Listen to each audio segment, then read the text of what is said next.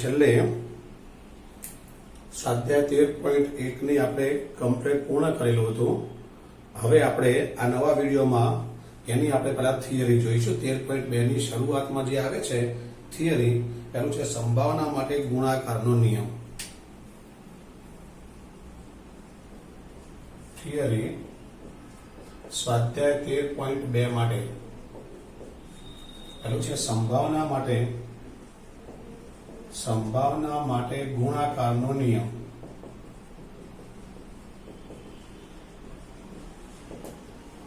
હમણાં આપણે આની આગળનું જે સ્વાધ્યાય હતું એ આગળના સ્વાધ્યાયમાં આપણે P of A/B નું સૂત્ર જોયું હતું।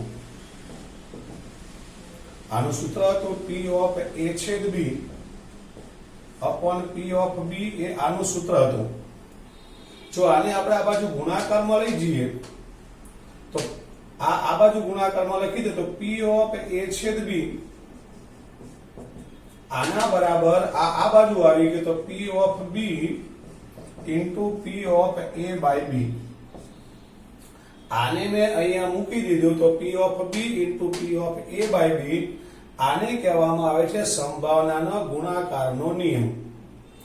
આ ગુણાકાર જો બે વાક્યની વચ્ચે અને આવે, બે વાક્ય આપ્યા હોય, બે ઘટનાઓ આપેલી હોય અને બે ઘટનાઓની વચ્ચે અને આવે તેને છેદગણ કહેવાય। અને છેદગણ આપે તો પહેલી બનતી આ ઘટના P of B અને એને સાપેક્ષમાં બનતી ઘટના A, P of B ને સાપેક્ષમાં બનતી ઘટના A, તેને A/B કહેવાય। અને આ બેના ગુણાકારને સંભાવનાનો ગુણાકારનો નિયમ કહે છે। ટૂંકમાં આપણે શું કરવાનું તે, તમને જો કોઈ ઘટના A અને B આપે, ઘટના તમને A અને B જો આપવામાં આવેલી હોય તો પહેલી ઘટના જે છે સંભાવના આપણે P of A સંભાવના આપવાની આપણે, અને બીજી ઘટનાની તમે જે સંભાવના લખો ને ત્યારે P of B/A લખવાનું। જો ઘટના ત્રીજી C આપેલી હોય તો સંભાવના લખવાનું P of C/, આ બેનો છેદગણ A/B। ફરીવાર, જો તમને માત્ર બે જ ઘટનાઓ A અને B આપે તો તમારે પહેલા લખવાનું, પહેલાની સંભાવના P of A, બીજામાં લખવાનું P of B ને બદલે B/A, અને પછી આ બેની આપણે ગણતરી કરવી હોય તો P of A/B, આ બેનો ગુણાકાર P of A into P of B/A। હવે જો તમારે ત્રણ ઘટના આપી હોય તો P of A/B છે 3 લખવાની। તો પહેલા P of A, ત્યાર પછી P of B/A, આ સંકેત લખવાનું આપણે, અને ત્રીજો આવશે P of C/A/B। જો આનું સાદુરૂપ આપું છું, ધ્યાન આપો, સાદુરૂપ આપું P of A એમ ના એમ, આનું સૂત્ર P of A/B, આ બેનો છેદગણ આપણે લખતા નીચે P of A, પછી આના માટે આ બેનો છેદગણ તો P of A/B છેદ C, આ બેનો છેદગણ તો A/B છેદ C, આમ લખતા આપણે C છેદ A, C છેદ A એટલે A/B છે C થઈ ગયું, નીચે P of A/B, આ કેન્સલ, આ કેન્સલ। આ જે વધ્યું આપણી પાસે ડાબી સાઈડમાં છે, જરાક જોઈ લો, આપણે જમણી બાજુનું સાદુરૂપ આપ્યું છે, જમણી બાજુનું સાદુરૂપ આપ્યું તો બધા ઉડી ગયા, અને ડાબી બાજુનો જે ઘટક હતો એ આપણી પાસે બાકી રહ્યો। આ રીતે આ લોકોએ સાબિત કરી છે। આપણે યાદ રાખવાનું શું, તો પહેલાની સંભાવનાને આપણે P of A નામ આપી દેવાનું, બીજાની ઘટના B લખવાની, પણ સંભાવનાને આપણે B/A નામ આપી દેવાનું, અને ત્રીજો જે ઘટક આપણો આવે છે ને C/A/B નામ આપી દેવાનું। બાકી તો સંભાવના જેમ આપણે મેળવતા હતા ને એમ જ મળવા છે, નવું આમાં બીજું કઈ નથી। હું તમને એક બે દાખલા શીખું, તમને વધારે ખ્યાલ આવે। એટલે ઉદાહરણ આપણે એક બે જોઈ લઈએ એટલે આ સંભાવનાના ગુણાકારના નિયમનો ખ્યાલ આવે। ફરી એકવાર બોલી જાઉં છું, સંભાવનાના ગુણાકારનો નિયમ બોલી જાઉં છું. તમને જો ઘટના એક જ પહેલી ઘટના આપી તને P ઓફ A નામ આપજો. બીજી ઘટના આપી હોય તો P ઓફ B ને બદલે P of B by A નામ આપજો. પછી આ બે આવ્યા પછી આપણે લખવાનું P ઓફ A છેદ B બરાબર P of A into P of B by A, કિંમત મૂકી દેવાની, જે આવ્યો તે આપણો જવાબ. ધારો કે તમને ત્રણ ઘટનાઓ આપી હોય તો પહેલાને A ઘટના નામ આપી સંભાવના P ઓફ A, B ઘટના નામ આપી P of B by A, C ઘટના નામ આપી P of C by A છેદ B લખવાનું આપણે. અને પછી ત્રણે ત્રણનો છેદગણ P ઓફ A છેદ B છેદ C બરાબર પહેલા P of A, P of B by A અને P of C by A છેદ B, ત્રણેય જે કિંમત આપણે મેળવી હોય કિંમત આપણે મૂકી દઈશું, આપણને જવાબ મળી જશે. જોઈએ આપણે એક બે દાખલા, પછી આપણે બીજી થિયરી જોઈએ.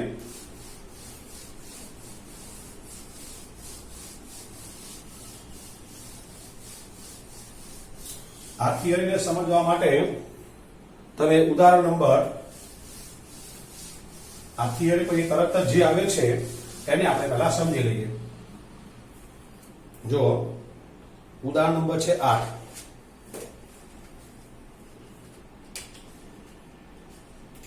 ચોપડીમાં જરા અઘરી મેથડમાં ગણેલું છે, હું તમને એકદમ સિમ્પલ મેથડમાં સમજાવી દઉં છું. જો એક પાત્રમાં 10 કાળા રંગના અને 5 સફેદ રંગના દડા છે, તો કાળા દડા 10, સફેદ દડા 5 અને કુલ દડા 15.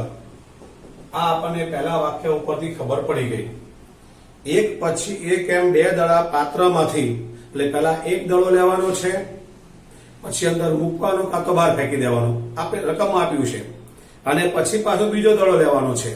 તો એક પછી એક એમ બે દડા પાત્રમાંથી પૂરવણી વગર, જો પૂરવણી વગર એટલે તમે એકવાર તમે પાત્રમાંથી દડો લીધો છે, એ લઈને પછી તમારે બહાર ફેંકી દેવાનો, એને પૂરવણી વગર કહેવાય. એટલે પાત્રમાં ધારો કે આપણી પાસે 15 દડા હોય આ પહેલી ઘટનામાં, તો જ્યારે આપણે બીજી ઘટના કરવા જઈએ જો પૂરવણી વગર હોય તો તમે આમાંથી એક દડો લીધો છે, તો હવે 14 દડા બાકી રહ્યા. હવે એ દડો જો પૂરવણી વગર હોય તો એને બહાર ફેંકી દેવાનો. તો હવે નવી ઘટનામાં આપણે 14 દડાને ધ્યાનમાં લઈને બીજી ઘટના આપણે બનાવવાની. અને જો પૂરવણી સહિત હોત તો પહેલી ઘટનામાં આપણી પાસે 15 દડા છે, તો બીજી ઘટનામાં આ દડો જે છે આપણે હાથમાં લીધો, હવે પૂરવણી સહિત એટલે ફરી પાછો અંદર મૂકી દેવાનો, એ જ પાત્રમાં પાછો મૂકી દેવાનો, એને પૂરવણી સહિત કહેવાય. તો પાછા 15 દડા થઈ ગયા. તો બીજી ઘટના તમારે 15 દડાને ધ્યાનમાં લઈને કરવાની. ટૂંકમાં પૂરવણી વગર એટલે તમે જે દડો હાથમાં લીધો છે એને બહાર ફેંકી દેવાનો છે, અને પછી જે ઘટકો બાકી રહે છે એ તમારે બીજી ઘટનામાં ધ્યાનમાં લેવાના છે. અને પૂરવણી સહિત એટલે એ જે તમે દડો બહાર હાથમાં લીધો છે એને બહાર ફેંકવાનો નથી, પરંતુ પાછો પાત્રમાં મૂકવાનો. તો પહેલા જેટલા હતા એટલા જ ઘટકોને ધ્યાનમાં લઈ આપણે ઘટના કરવાની છે. તો અહીંયા આપણી પાસે પૂરવણી વગર છે, તો આપણે પહેલી વાર જે દડો લઈશું એ દડો આપણે બહાર ફેંકી દેવાના છીએ, એ ફાઇનલ છે. રેડી? રકમ આગળ. યાદચ્છિક રીતે પસંદ થયેલા બંને દડા કાળા રંગના હોય, તો જો ઘટના એ પસંદ થયેલો દડો કાળા રંગનો હોય. ઘટના બી માં પણ તમે કીધું બંને દડા કાળા રંગના, તો બીજી વાર બી પસંદ થયેલો દડો કાળા રંગનો હોય. રકમ તમે વાંચો, તમને ખબર પડે કે બંને દડા કાળા રંગના, એટલે પહેલી વારનો દડો આપણે લઈએ છીએ એ પણ કાળા રંગનો, બીજી વારનો લઈએ છીએ એ પણ કાળા રંગનો, એટલે બંને દડા કાળા રંગના હોય. ચલો પહેલી વારની ઘટના આપણે જોઈએ. તો પહેલા આપણે ભાઈ કાળા રંગના P ઓફ A લખવાના આપણે આને, અને આને P ઓફ, મેં તમને હમણાં કીધું એમ B બાય A લખવાનો. આમાં આપણે P ઓફ A લખવાનું, તો બીજામાં P ઓફ B ને બદલે આપણે P of B by A લખવાનું. હવે જયારે આવી ઘટનાઓ ભેગી ઘટનાઓ આવશે, બે ઘટકોની 3 ઘટકો, ત્યારે સંભાવનાના ગુણાકારનો નિયમ કહેવાય. આમાં બંને દડા એટલે પહેલી વારનો દડો બીજી વાર એટલે સંભાવનાનો ગુણાકાર કહેવાય. તો P ઓફ A એટલે પહેલી વારના આપણી પાસે 10 દડા, કાળા દડા લેવાના, કુલ દડા 15, 5 દુ 10, 5 તરી 15. હવે મેં એક દડો જે આમાંથી પહેલો દડો મેં જે લીધો છે એ પુરવણી વગર છે. પુરવણી વગર માટે હવે દડો બહાર ફેંકી દઈશ. એક કાળો દડો જે મારા હાથમાં આવ્યો હતો પહેલી પ્રક્રિયામાં જે મેં કાળો દડો લીધો હતો એ પુરવણી વગર હોવાથી તેને બહાર આપણે ફેંકી દેવા છે. તો હવે કાળા દડા વધશે 9 અને કુલ દડા થઈ જશે 14.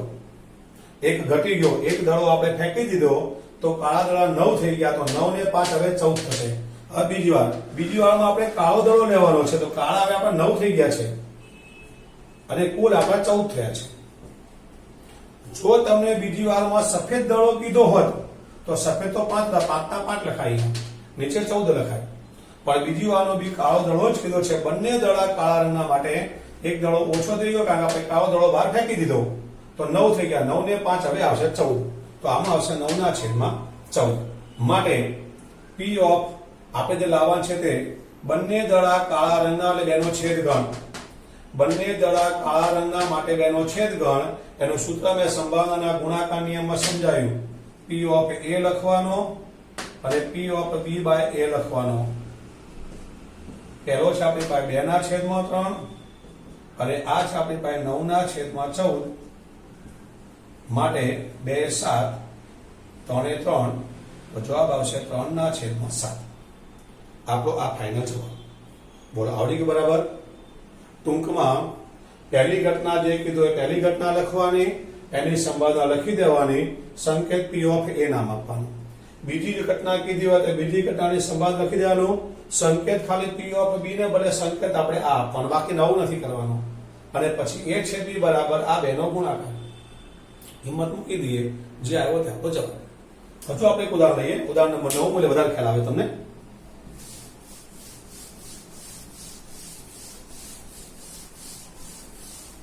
જો ઉદાહરણ નંબર 9. સારી રીતે ચીપેલા 52 પત્તાની થોકડીમાંથી પુરવણી વગર 3 પત્તા એક પછી એક પસંદ કરવામાં આવે છે.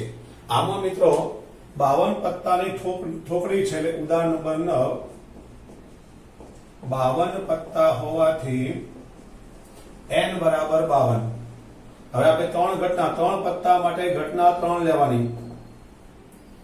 પહેલી ઘટના A. તો હવે જો 3 પત્તા એક પછી એક પસંદ કરવામાં આવે છે.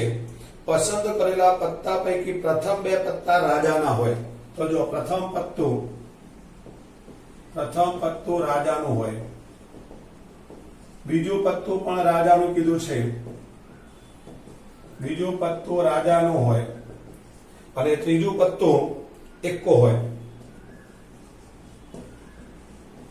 એમ એ લોકોએ કીધું છે એ આપણે લખી દેવાનું. આને P ઓફ A નામ આપવાનું સંભાવના નહીં. આને P of B by A નામ આપવાનું. P of C by A છેદ B નામ આપવાનું. ખાલી આ નામ આપવાનું, બાકી આપણે જે બુદ્ધિ પ્રમાણે સંભાવના મળે એ જ મેળવવા છે. નામ આપણે આ રીતે આપવાનું છે. ચલો હવે અહીંયા પુરવણી વગર છે. પુરવણી વગર છે. જો જરા આપણે પેલા રાજાની વાત કરીએ. ટોટલ 52 પત્તા હોય. 52 પત્તામાં રાજા કેટલા હોય? તો પત્તો રાજા તો રાજા 4 હોય. તો 4 રાજા 52 માંથી પહેલી વારમાં આપણી પાસે આખી બધા આપણી પાસે કેટ છે. પાના 52 છે. એમાંથી તમને રાજા કીધું છે તો પહેલું પત્તો 4 રાજા છે. 4 રાજામાંથી કોઈ પણ એક આવે તો 4 ના છેદમાં 52 એટલે 1 ના છેદમાં 13. હવે પુરવણી વગર છે માટે રાજાનું પત્તું બહાર ફેંકી દીધું. રાજાનું એક પત્તું બહાર નાખીએ છીએ. પુરવણી વગર છે એટલે આપણા હાથમાં જે રાજાનું પત્તું આવ્યું આપણે બહાર નાખી દીધું. તો હવે રાજા વચ્ચે આપણી પાસે 3 અને કુલ પાના વચ્ચે આપણી પાસે 51. એક રાજાનું પત્તું આપણે પહેલું જે વિચાર્યું હતું કે 4 રાજા હોય એ 4 રાજામાંથી એક પત્તું આપણી પાસે આવી ગયું. પુરવણી વગર હતું માટે એને ફેંકી દીધું. હવે 3 રાજા બાકી રહ્યા. ત્યારે એક પત્તું બહાર ફેંકી દીધું માટે 52 માંથી એક બહાર જતું માટે 51 પત્તા બાકી રહ્યા. હવે એ ઘટના આપણે આમાં આવશે. ચલો આગળ. બીજું પત્તું રાજાનું હોય હવે બીજી વારની ઘટનામાં આપણે રાજા લઈએ તો રાજા આપણી પાસે 3 છે. હવે ત્યારે પત્તા આપણી પાસે 51 છે, તો 1/17. હવે પાછું આમાં રાજાનું બીજું પત્તું આપણે બહાર ફેંકી દીધું. બીજું પત્તું બહાર નાખીએ છીએ આપણે.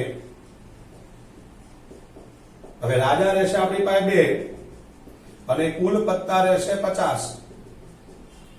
આગે 51 પત્તા હતા, એમાંથી એક પત્તું પાછું આપણે બહાર નાખી દીધું, તો કુલ પત્તા આપણી પાસે 50 રહ્યા. કારણ કે આપણી પાસે 2 રાજા રહ્યા. 2 રાજા આપણે કોઈ પણ 2 રાજા આપણે બહાર ફેંકી દીધા છે. હવે આગળ ત્રીજું પત્તું એક્કો હોય. ચલો આ 50 પત્તાની અંદર એક્કા કેટલા છે? તો એક્કા આપણે એક પણ બહાર નથી ફેંક્યા, આપણે રાજાને બહાર ફેંક્યા છે. તો એક્કા 4 4 છે આપણી પાસે. એક્કા 4 4 છે અને કુલ પત્તા આપણી પાસે 50 છે. તો 2/25. 2/25. તો કહેવાનો મતલબ એવો છે કે પહેલા આપણી પાસે 4 રાજા હતા, તો 4/52.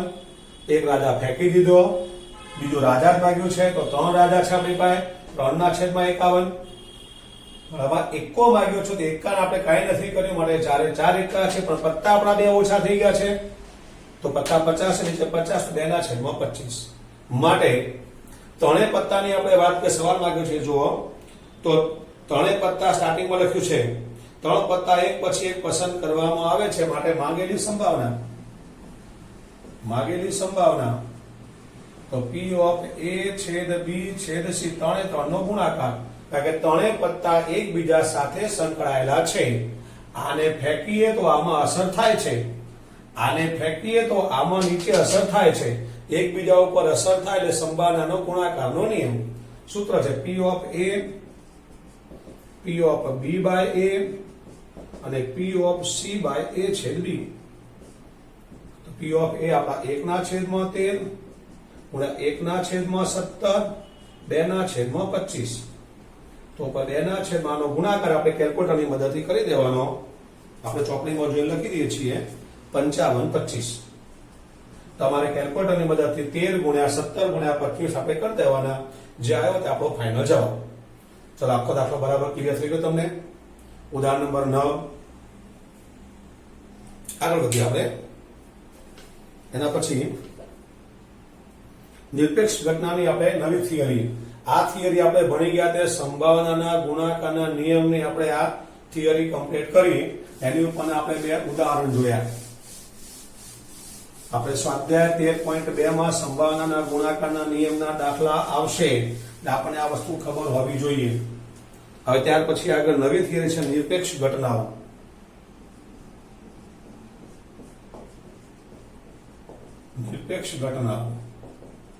જો નિરપેક્ષ ઘટનાઓ કોને કહેવાય? તો ઘટના A હોય ને ઘટના B હોય. આ બંને ઘટનાઓ માટે જો આ બેનો છેદગણ A છેદ B બરાબર એ બંને ઘટનાના ગુણાકાર બરાબર થાય. પહેલી ઘટનાની સંભાવના, બીજી ઘટનાની સંભાવના અને એ બેનો જો ગુણાકાર કરવામાં આવે તો આ ગુણાકાર આ બેનો છેદગણ આપણે મેળવીએ ને એની સંભાવના જેટલો થાય તો આને નિરપેક્ષ ઘટનાઓ કહેવાય. ટૂંકમાં સાદી સિમ્પલ ભાષામાં યાદ રાખજો, જ્યાં નિરપેક્ષ ઘટનાઓ શબ્દ આવે ત્યાં આપણે A છેદ B ની સંભાવના મેળવી લેવાની, P of A અને P of B ની સંભાવના મેળવ્યા પછી બેનો ગુણાકાર કરવાનો, અને આ ગુણાકાર અને આ બે સમાન થઈ જાય તો નિરપેક્ષ ઘટનાઓ છે એવું આપણે કહી શકીએ. ટૂંકમાં નિરપેક્ષ ઘટના માટેનું આ સૂત્ર છે P of A છેદ B બરાબર PA into PB. બીજી વસ્તુ, તમે 11મા ધોરણમાં નિવારક ઘટના ભણી ગયેલા, એટલે આ બે મિક્સ ન થાય માટે સમજાઈ દઉં છું. આ 12મા ધોરણની છે નિરપેક્ષ ઘટનાઓ, 11મા નિવારક ઘટના તમે ભણી ગયેલા. આ બે શબ્દો મિક્સ ન થાય માટે આને યાદ કરાવો. નિવારક ઘટનાઓ આપી હોય તો બેનો છેદગણ ખાલી ગણ થાય. જો રકમમાં નિવારક શબ્દ હોય તો A છેદ B બરાબર ખાલી ગણ થાય. મતલબ કે આની સંભાવના A છેદ B બરાબર 0 થાય, ખાલી ગણની સંભાવના 0 થાય. તો જો તમને નિવારક ઘટના શબ્દ આપેલો હોય તો P of A છેદ B બરાબર 0 આવે, અને નિરપેક્ષ ઘટના શબ્દ આપેલી હોય તો P of A છેદ B બરાબર PA into PB આવે. 3 ઘટનાઓ આપી હોય આમાં A B C ત્રણ ઘટના આપી હોય તો P ઓફ A છેદ B બરાબર PA ઇન્ટુ PB લાવવાના, પછી B અને C માટે પણ લાવવાનો PB ઇન્ટુ PC, પછી C અને A માટે લાવવાનો PC ઇન્ટુ PA, અને પછી ત્રણે ત્રણ માટે લાવવાના A છેદ B છેદ C તો PA PB PC. જો તમારી પાસે આ બધી જ શક્યતાઓનું પાલન થાય, આના માટે આ આવી જાય, આના માટે આ આવી જાય, આના માટે આ આવી જાય ને આના માટે આ પણ આવી જાય, જો બધું જ પાલન થાય તો આને પરસ્પર નિવારક ઘટનાઓ કહેવાય. પરસ્પર નિવારક ઘટનાઓ એટલે આય આવવું જોઈએ, આય આવવું જોઈએ, આય આવવું જોઈએ ને આય આવવું જોઈએ. આમાંથી એકાદ પણ નહીં આવે તો પરસ્પર નિવારક ઘટનાઓ કહેવાય નહીં. અને આવો શબ્દ માત્ર ત્રણ ઘટનાઓ માટે જ આવશે. બે ઘટનાઓ માટે આ પરસ્પર શબ્દ નહીં હોય, માત્ર નિવારક જ હશે. બે ઘટનાઓ માટે માત્ર પરસ્પર નિરપેક્ષ ઘટનાઓ, પરસ્પર નિરપેક્ષ ઘટનાઓ, ફરી કારણ કે ગુણાકાર છે અને નિરપેક્ષ કહેવાય. જો આપણી પાસે આ બધી જ શરતોનું પાલન થાય તો આને પરસ્પર નિરપેક્ષ ઘટનાઓ કહેવાય. જો એમાં બે જ ઘટના આપી છે તો પરસ્પર શબ્દ નહીં આપેલો હોય, માત્ર નિરપેક્ષ ઘટનાઓ જ શબ્દ હશે. ટૂંકમાં ફરીવાર રિપીટ કરું, નિરપેક્ષ ઘટનાઓ માટે સૂત્ર છે P ઓફ A છેદ B બરાબર PA ઇન્ટુ PB. પરસ્પર નિરપેક્ષ આવશે તો એમાં ત્રણ ઘટના આપી છે, આય ચેક કરવાની, આય ચેક કરવાની, આય ચેક કરવાની, આય ચેક કરવાની. બધાનું પાલન થાય તો પરસ્પર નિરપેક્ષ ઘટનાઓ કહેવાય. અને ક્યાંક આપણી પાસે શબ્દ નિવારક ઘટના શબ્દ આવેલો હોય તો આપણને આ ખબર હોવી જોઈએ કે નિવારક ઘટનાઓ માટે છેદગણની સંભાવના 0 થાય છે, આપણને ખબર હોવી જોઈએ. આની ઉપર આપણે એક બે દાખલા લઈએ,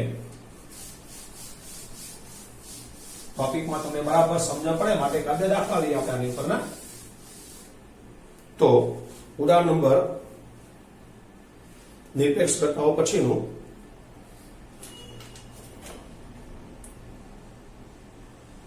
ઉદાહરણ નંબર આપણે 10 નું આવ્યા, તો ઉદાહરણ નંબર 10 જોઈએ.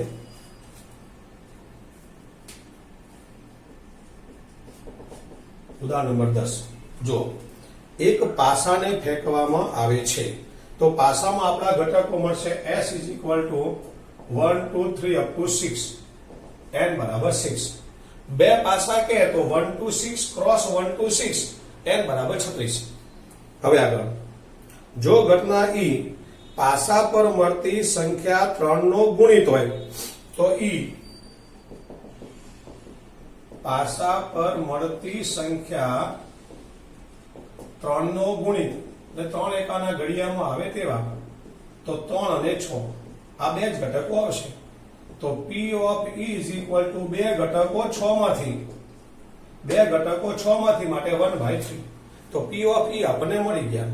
રકમ આગળ, અને ઘટના F પાસા પર મળતી સંખ્યા યુગ્મ છે તો ઘટના F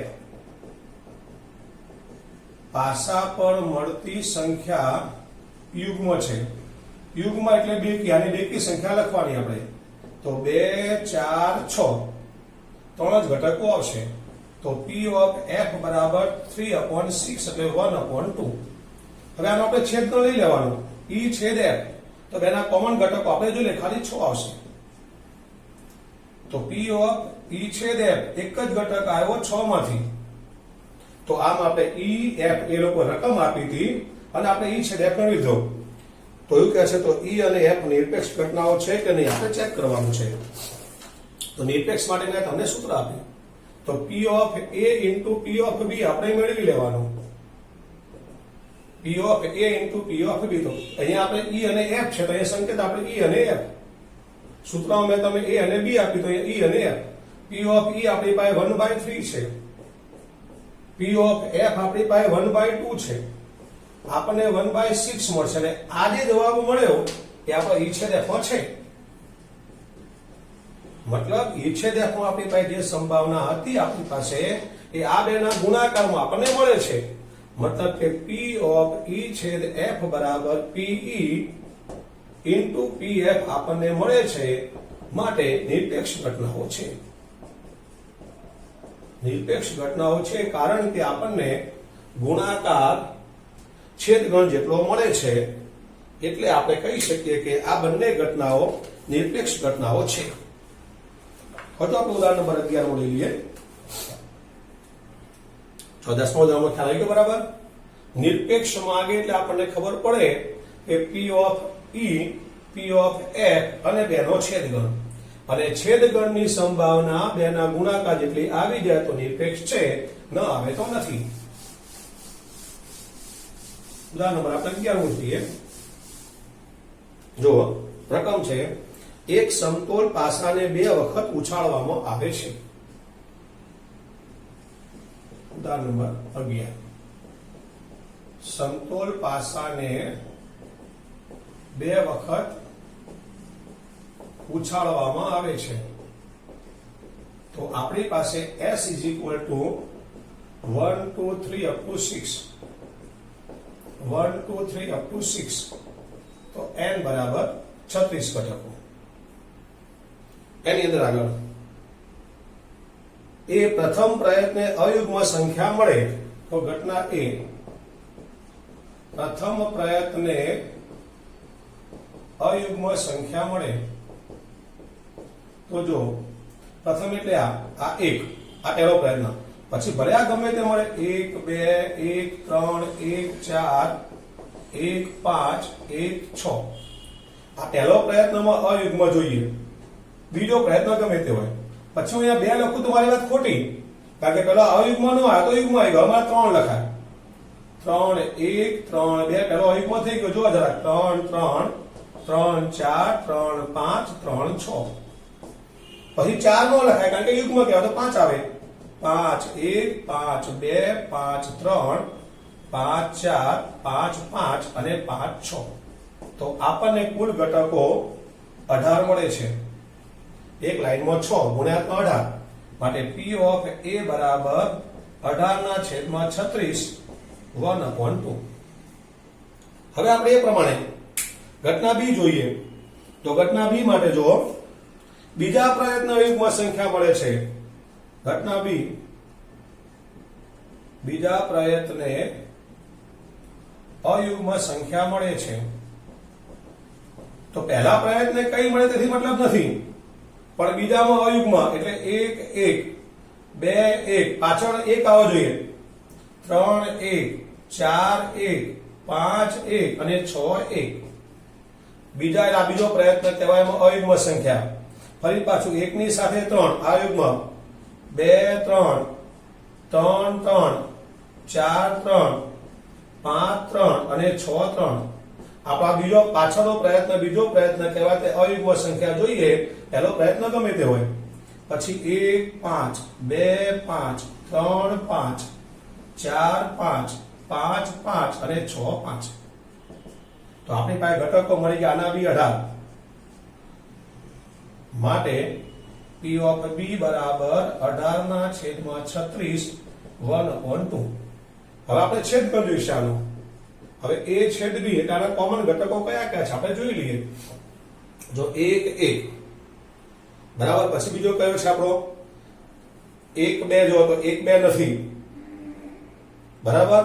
ટૂંકમાં પાછળના જે યુગ્મ છે બધા નહીં લેવાના. આ યુગ્મ નહીં લેવાના, આ યુગ્મ નહીં, આ યુગ્મ નહીં, પાછળના અયુગ્મ લેવાના. તો 1 1 આ યુગ્મ નહીં, 1 3 લેવાનો.